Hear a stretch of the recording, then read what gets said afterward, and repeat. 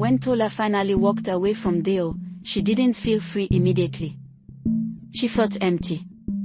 Not because she still loved him, but because she had given so much of herself to someone who didn't value her. The first few weeks were hard. She kept checking her phone, expecting an apology that never came. And that was the moment she finally understood something. Closure is not something they give you, it's something you decide for yourself. Tola began to focus on her healing.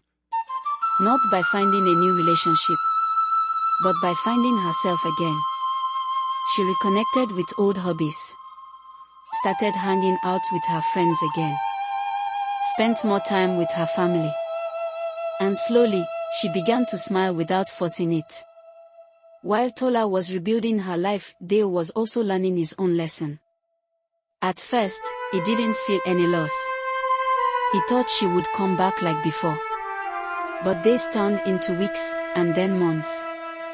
He started to realize something painful. You only notice the value of a good person when their absence becomes louder than their presence. One night, he tried to call her. But Tola didn't pick up.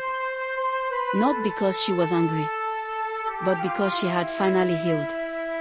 She no longer needed an apology. She no longer needed answers. She had found peace in the understanding that not every love story is meant to end in marriage, but every love story is meant to teach a lesson. Months later, they crossed paths at a friend's wedding. Deo looked at her with regret. Tola looked at him with maturity. And in that silent moment, they both understood, some people come into your life as a blessing. Others come as a lesson. And sometimes, one person can be both. Tola didn't hate him. She just thanked God for the experience, because it taught her what real love should feel like. Final lesson: never lose yourself trying to keep someone who is okay with losing you. Love is not proven by how much pain you can endure, but by how much peace the person brings into your life.